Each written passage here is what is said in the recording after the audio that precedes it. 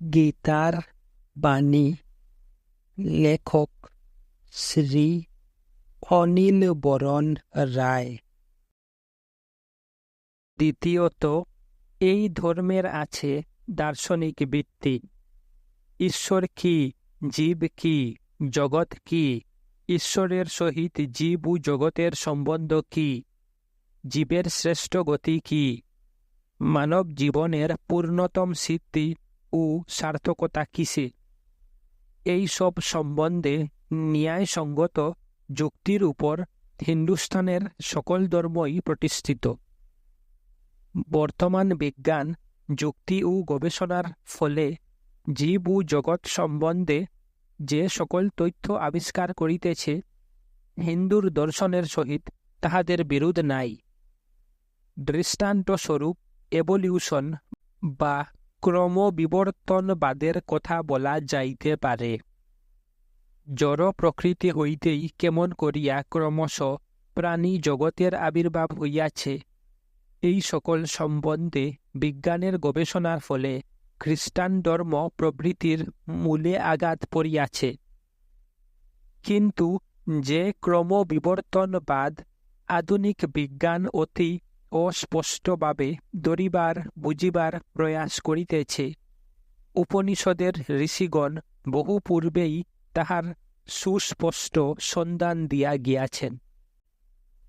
তৃতীয়ত, হিন্দুস্তানের প্রত্যেক পূর্ণাবয়ব ধর্মের এক নিগুড় অংশ আছে, অধ্যাত্ম বা যোগ সাধনা। আচার অনুষ্ঠানের ভিতর দিয়া, দার্শনিক চিন্তা বিচারের ভিতর দিয়া যাহাদের প্রাণ, মন, হৃদয়ের যথেষ্ট পুষ্টি ও বিকাশ হইয়াছে, অধ্যাত্ম জীবন লাভের যোগ্যতা যাহারা লাভ করিয়াছে, তাহাদের জন্যই এই নিগুড় সাধনা। এই সাধনার দ্বারা চেতনার রূপান্তর সাধিত হয়। মানুষ মানব চৈতন্য হইতে উঠিয়া ভাগবত চৈতন্যে প্রতিষ্ঠিত হয়। পাশ্চাত্য দর্শনের ন্যায় হিন্দু দর্শন কেবল বুদ্ধিবৃত্তির চরিতার্থতার জন্যই জীব, জগৎ, ঈশ্বর সম্বন্ধে আলোচনা করে নাই। যাহাতে মানব এই সকল তত্ত্বকে অবলম্বন করিয়া সাধনার দ্বারা কার্যত নিজের জীবনের রূপান্তর সাধন করিতে পারে, মুক্তি বা দিব্য অধ্যাত্ম জীবন লাভ করিতে পারে, হিন্দু ধর্মে সে সম্বন্ধে নিগুড় শিক্ষা দেওয়া হইয়াছে। এতএব এই ধর্মের ভিত্তি অতিশয় সুদৃঢ়। আপাত দৃষ্টিতে হিন্দু ধর্মের যে অংশকে অযৌক্তিক বা কুসংস্কার আচ্ছন্ন বলিয়া মনে হয়, একটু গভীরভাবে অনুসন্ধান করিলে তাহারও সার্থকতা ও উপযোগিতা বুঝিতে পারা যায়।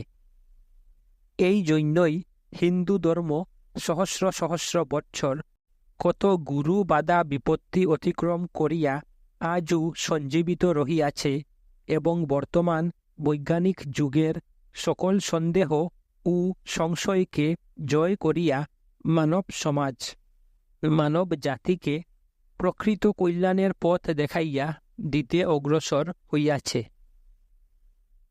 হিন্দু ধর্মেও মাঝে মাঝে গ্লানি আসিয়া জুটিয়াছে। ধর্মের মূল সত্যকে হারাইয়া মানুষ বাহ্যিক আচার অনুষ্ঠানকেই বড় করিয়া ধরিয়াছে, বলিয়াছে ইহাই সব, ইহা ছাড়া আর কিছুই নাই। কিন্তু যুগে যুগে যখন এইরূপ ধর্মে গ্লানি উপস্থিত হইয়াছে, তখন সেই গ্লানি দূর করিয়া মানুষকে সত্য ধর্মের পথে পুনঃ প্রতিষ্ঠিত করিতে সাধু সন্ত মহাজনের অভাব এই পুণ্য ভারত ভূমিতে কখনই হয় নাই। অবশ্য ভারতের সকল লোকই যে ধার্মিক বা আধ্যাত্মিক হইয়া উঠিয়াছে, এ কথা বলা যায় না। সকল দেশেরই অধিকাংশ মানুষ হইতেছে বহির্মুখী, ঐহিকতা পরায়ণ, এবং ভারতেও তাহার ব্যতিক্রম হয় নাই। কিন্তু বহুকাল ব্যাপী আধ্যাত্মিকতামূলক সভ্যতার প্রভাবে ভারতে এমন পরিবেষ্টন গড়িয়া উঠিয়াছে, ভারতবাসীর হৃদয় মন এমনভাবে তৈয়ারি হইয়াছে যে ভারতবাসীর মনকে যত সহজে আধ্যাত্মিকতার দিকে আকৃষ্ট করা যায়, ভারতে অধ্যাত্ম সাধনা যত সহজে সুফল প্রসব করে, এমনটি আর জগতে কুত্রাপি দৃষ্ট হয় না। বৌদ্ধ ধর্মের কঠিন দার্শনিক তত্ত্বগুলি ভারতের নিম্নতম শ্রেণীর লোকও যেভাবে হৃদয়ঙ্গম করিয়াছিল, অন্য কোনো দেশের লোকের পক্ষেই তাহা সম্ভব হইত না। বেদান্তের মহতী শিক্ষা ভারতবাসী আপামর জনসাধারণের মজ্জাগত হইয়া গিয়াছে বলিলে অত্যুক্তি হইবে না। এতএব জগৎ যে আজ এক নূতন আধ্যাত্মিক সমন্বয়, আধ্যাত্মিক অভ্যুত্থানের প্রয়োজন একান্তভাবে অনুভব করিতে আরম্ভ করিয়াছে, এই পুণ্যভূমি ভারতবর্ষই তাহাতে নেতৃত্ব করিবে, এইরূপ আশা করা কিছুমাত্র অন্যায় হয় না। পাশ্চাত্য দার্শনিক চিন্তাধারার মূল উৎস গ্রিক দর্শন, যে ভারতীয় দর্শনের দ্বারা প্রভাবিত হইয়াছিল, সে বিষয়ে সন্দেহের স্থান নাই। সম্প্রতি একজন বিখ্যাত ইউরোপীয় বৈজ্ঞানিক মত প্রকাশ করিয়াছেন যে শুধু দার্শনিক চিন্তারই নহে, পরন্তু আধুনিক নবতম বিজ্ঞানের মূল ধারাগুলির উৎস সন্ধান করিলে প্লেটোর মধ্যে পাওয়া যায়। গ্রিস দেশে কিংবদন্তি আছে যে অন্যান্য গ্রিক দার্শনিকের ন্যায় প্লেটোও ভারতবর্ষে আসিয়াছিলেন এবং ভারতের গঙ্গা তীরে ব্রাহ্মণের শিষ্যত্ব গ্রহণ করিয়াছিলেন। প্লেটোর দার্শনিক গ্রন্থের ভাষার সহিত কোনো কোনো স্থানে উপনিষদের ভাষাগত সাদৃশ্য দেখিয়া মুখ্যমূলর অনুমান করিয়াছিলেন যে প্লেটো ভারতীয় দর্শনের সহিত ঘনিষ্ঠভাবে পরিচিত ছিলেন। দৃষ্টান্তস্বরূপ বলা যাইতে পারে, উপনিষদে জীবকে রথী এবং ইন্দ্রিয় সমূহকে অশ্ব বলিয়া বর্ণনা করা হইয়াছে। প্লেটো তাহার ফেইদ্রাস নামক গ্রন্থে হুবহু এক উপমাটি প্রয়োগ করিয়াছেন। অধ্যাপক ওরউইক প্রতিপাদন করিয়াছেন যে প্লেটো তাহার বিখ্যাত রিপাবলিক গ্রন্থে যে মতবাদ স্থাপন করিয়াছেন, তাহা ভারতীয় মতবাদেরই প্রতিধ্বনি মাত্র। অধ্যাপক উইন্টারনিজ তাহার বিশ্বসাহিত্য সম্বন্ধে গ্রন্থে বলিয়াছেন, গার্বে অনুমান করেন হেরাক্লিটাস, এম্পিডোসেলস, এনাক্সাগোরাস, ডেমোক্রিটস এবং এপিকিউরাস এর দার্শনিক মতবাদ ভারতীয় সাংখ্য দর্শন দ্বারা প্রভাবিত হইয়াছিল। পিথাগোরাস যে সাংখ্য দর্শন দ্বারা প্রভাবিত হইয়াছিলেন তাহাতে সন্দেহ নাই। আর গ্নস্টিক ও নিওপ্লেটনিক দর্শন যে ভারতীয় দর্শনের দ্বারা বিশেষভাবে প্রভাবিত হইয়াছিল তাহা নিশ্চিত। প্রাচীন পার্সিক জাতীয় সহিত গ্রিসের বৈষয়িক ব্যাপারের ন্যায় চিন্তা রাজ্যেও আদান প্রদান চলিত। ভারতীয় দার্শনিকগণের চিন্তাস্রোত যে পার্সিকগণের মধ্যে গিয়া গ্রিসে প্রবেশ লাভ করিয়াছিল, ইহা সম্ভবপর বলিয়া মনে হয়। পাশ্চাত্য দেশের দুইটি শ্রেষ্ঠ আধুনিক মনীষী হইতেছেন নিৎজে ও বার্গস। নিৎসের মূল মত অতিমানববাদ, মানুষকে তাহার মানবত্ব ছাড়াইয়া এক নূতন উচ্চতর জীবন লাভ করিতে হইবে। আর নিৎসে বলিয়াছেন যে আলেকজান্ডার, নেপোলিয়ান প্রভৃতি অসাধারণ মানবগণ তাহার অভিমানবের আদর্শ নহেন।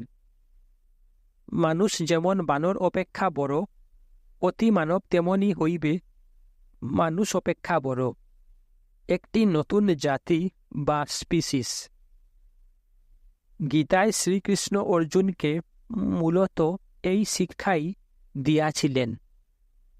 বর্তমান মানুষের যে দেহ, প্রাণ, মন, বুদ্ধির জীবন, ইহা হইতেছে সত্যাদি 3 গুণের খেলা, অজ্ঞানের জীবন।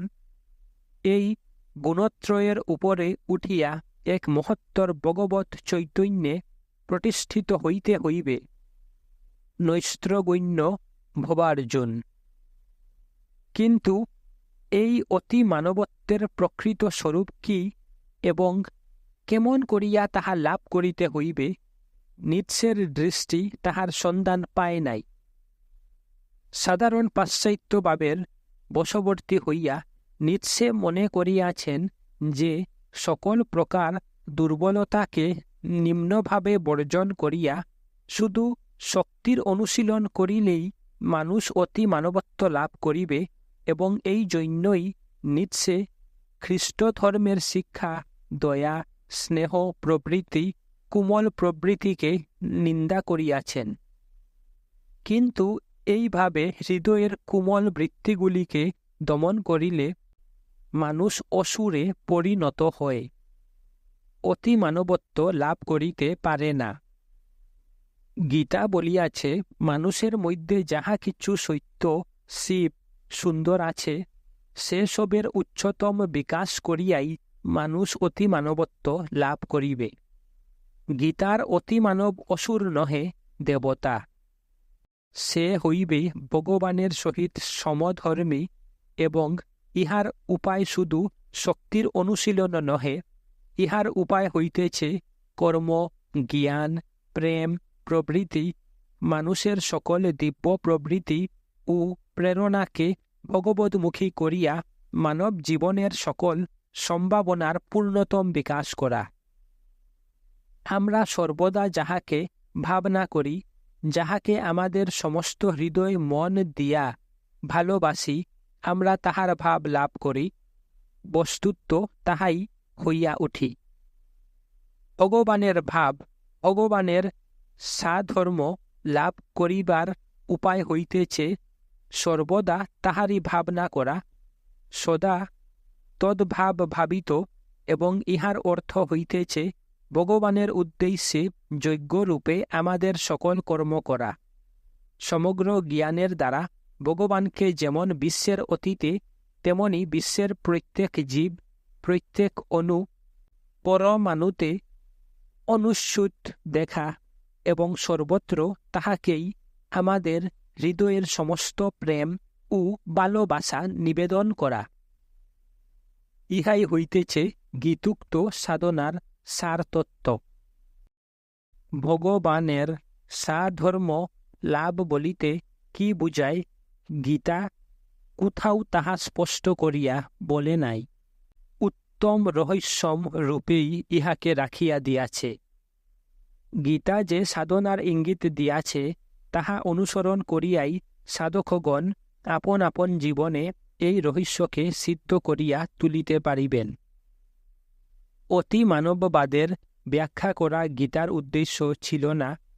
সেই যুগে সন্ন্যাসের দিকে, জীবন ও কর্ম ত্যাগের দিকে যে প্রবৃত্তি ভারতীয় অধ্যাত্ম সাধনার প্রাচীন সামঞ্জস্য নষ্ট করিতেছিল, সেইটির প্রতিরোধ করাই ছিল গীতার সাক্ষাৎ উদ্দেশ্য।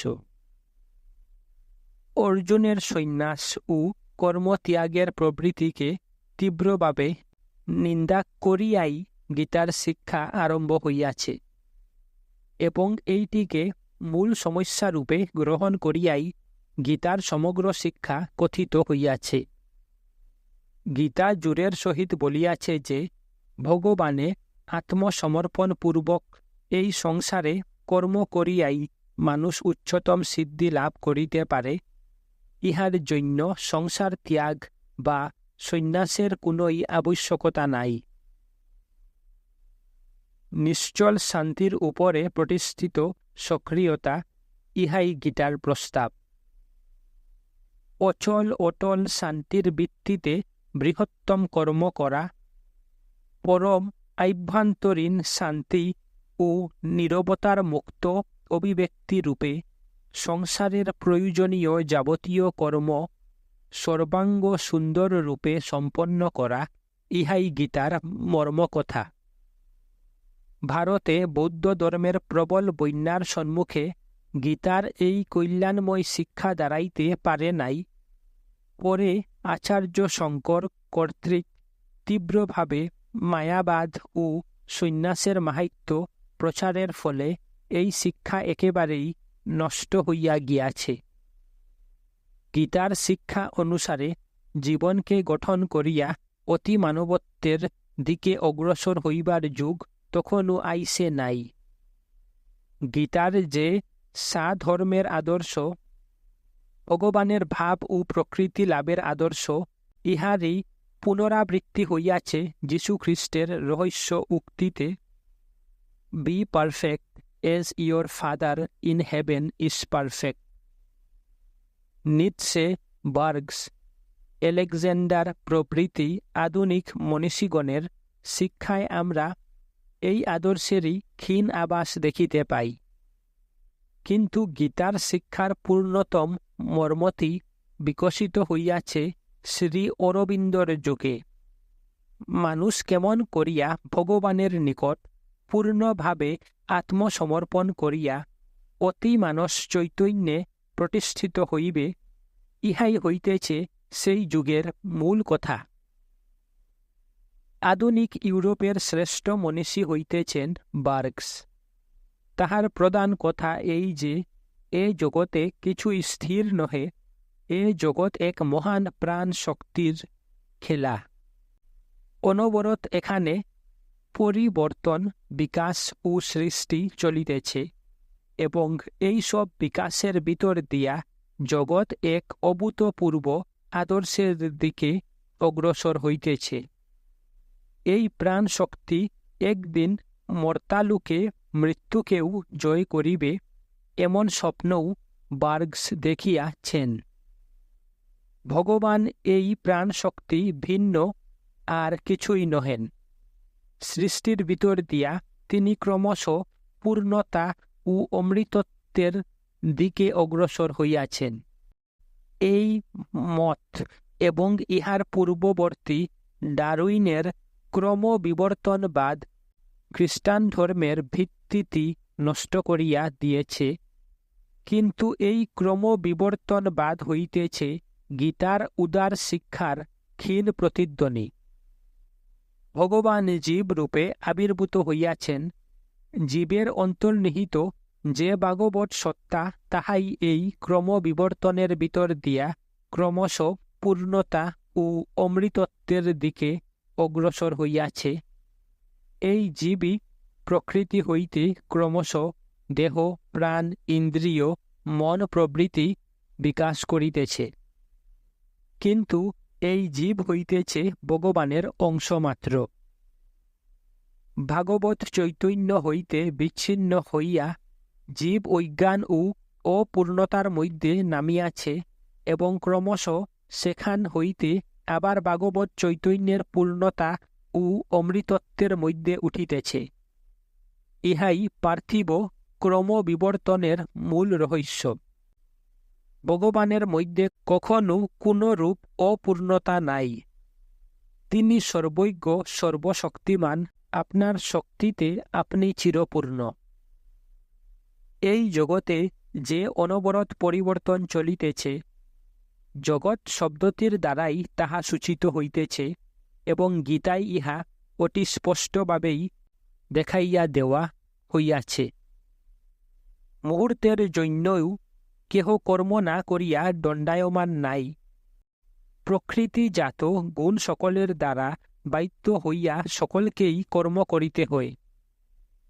সত, রজ, তম এই তিন গুণের দ্বারাই প্রকৃতি সকল কর্ম করিতেছে, আর এই তিন গুণ অনবরত পরিবর্তিত হইতেছে। কোনো এক বিশেষ মুহূর্তে ভগবান এই দৃশ্যমান বিশ্বপ্রপঞ্চ সৃষ্টি করিয়া দিয়াছেন। এই খ্রিস্টান মতবাদ গীতার নহে। গীতার মতে ভগবান তার শক্তির দ্বারা অনবরত সৃষ্টি, স্থিতি ও লয় করিতেছেন। এই জগতে ধ্বংসের সহিত সৃষ্টি সমতলে চলিতেছে, এবং এইভাবেই জগতের ভিতর ভগবান নিজেকে পূর্ণ হইতে পূর্তিরভাবে প্রকৃত রাখিয়া তুলিয়াছেন। কিন্তু এই যে অবিশ্রান্ত সৃষ্টি কর্ম বিবর্তনের পশ্চাতে বহিয়াছে শান্ত অচল অক্ষর কূটস্থ সত্তা, তাহার মধ্যে জগৎ বিধৃত বহিয়াছে, তাহারই জন্য জগতের সকল কর্ম সকল গতি সম্ভব হইয়াছে। বার্গস প্রভৃতি পাশ্চাত্য দার্শনিকগণ প্রকৃতির অবিশ্রান্ত কর্ম দ্বারাই লক্ষ্য করিয়াছেন, কিন্তু ইহার পশ্চাতে বৃত্তিস্বরূপ যে অচল অক্ষর অকর্তা আত্মা রহিয়াছে তাহার সন্ধান তাহারা পান নাই। পাশ্চাত্য জীবনের উপর এই মতবাদের প্রভাব সুস্পষ্ট। পাশ্চাত্য জাতি কর্মের জন্য পাগল, অস্থিরভাবে তাহারা কর্ম করিয়া চলিয়াছে, কর্মের মধ্যেই তাহারা জীবনের পূর্ণতা দেখিতেছে, কিন্তু তাহাদের এই কর্মের পশ্চাতে কোনো সুদৃঢ় অধ্যাত্ম ভিত্তি নাই। তাই সে কর্ম আত্মবিরোধে পরিপূর্ণ, তাহা দুঃখ অশান্তি ও অমঙ্গলের সৃষ্টি করিতেছে। বস্তুত পাশ্চাত্য জাতির মধ্যে হইয়া রজগুণের প্রাধান্য এবং এই গুণের ফলই হইতেছে দুঃখ ও অশান্তি। রজসত্ত্ব ফলং দুঃখম। ভারতও তাহার গৌরবময় যুগে বহুল কর্ম ও সৃষ্টি করিয়াছে, কিন্তু সেখানে ছিল শতগুণের প্রাধান্য। ভারত যেমন উচ্চতম দার্শনিক জ্ঞানকে জীবনের ভিত্তি করিয়াছে, জ্ঞানী ঋষি দার্শনিককে সমাজের নেতা করিয়াছে, এমনটি আর কুত্রাপি দৃষ্ট হয় না, এবং ইহাই হইতেছে ভারতীয় সভ্যতার বৈশিষ্ট্য। কিন্তু শতগুণও স্থির থাকিতে পারে না। মানুষের জীবন আধ্যাত্মিকতার উপর সুপ্রতিষ্ঠিত না হইলে তাহার মধ্যে সত্যও তমগুণের দ্বারা অভিভূত হইয়া পড়ে। ভারতে তাহাই ঘটিয়াছে। রাজসিকতার প্রাধান্যের জন্য পাশ্চাত্য জগৎ অশান্তিতে পূর্ণ হইয়া উঠিয়াছে, আর তামসিকতার প্রভাবে ভারতকে যেন মৃত্যুর শান্তি চাপিয়া ধরিয়াছে। এই দুইটিকেই অতিক্রম করিতে হইবে। তমগুণের মৃত্যুতুল্য শান্তি নহে, আত্মার মধ্যে যে অনন্ত অবিচল শান্তি ও নীরবতা তাহাতে প্রতিষ্ঠিত হইতে হইবে, এবং তাহারই প্রকাশস্বরূপ প্রকৃতিতে পূর্ণতমভাবে কর্ম করিতে হইবে। সতরজতম প্রকৃতির এই তিন গুণকে রূপান্তরিত করিয়া জ্যোতি, তপশক্তি ও অধ্যাত্ম শক্তিতে পরিণত করিতে হইবে। তবেই এই দুঃখদণ্ডময় মানব জীবন দিব্য জীবনে পরিণত হইবে, এবং ইহাই হইতেছে গীতার শিক্ষার উত্তম রহস্য। আমরা এমন কথা বলি না যে জগৎ সম্বন্ধে, ভগবান সম্বন্ধে, মানব সম্বন্ধে, মানবের ভবিষ্যৎ সম্বন্ধে যাহা কিছু জানিবার আছে সেসব নিঃশেষে গীতায় কথিত হইয়াছে। ইহা হইতে পারে না। সত্য এক হইলেও বহুমুখী, তাহার আছে অনন্ত ভাব, অনন্ত ব্যঞ্জনা। সেসবই এক অবতারের দ্বারা একই গ্রন্থে কথিত বা সংকলিত হইবে তাহা সম্ভব নহে। মানুষকে পূর্ণত্ব লাভ করিতে হইলে আরও অনেক কিছু জানিতে হইবে, বুঝিতে হইবে। গভীর অনুসন্ধিৎসার দ্বারা নূতন নূতন সত্যের দুয়ার উদ্ঘাটন করিতে হইবে, এবং সেই সব সত্যকে সাধনার দ্বারা নিজেদের জীবনে মূর্ত করিয়া তুলিতে হইবে। আমাদের বক্তব্য এই যে মানুষের দার্শনিক চিন্তাধারা আজ পর্যন্ত গীতাকে ছাড়াইয়া যাইতে পারে নাই।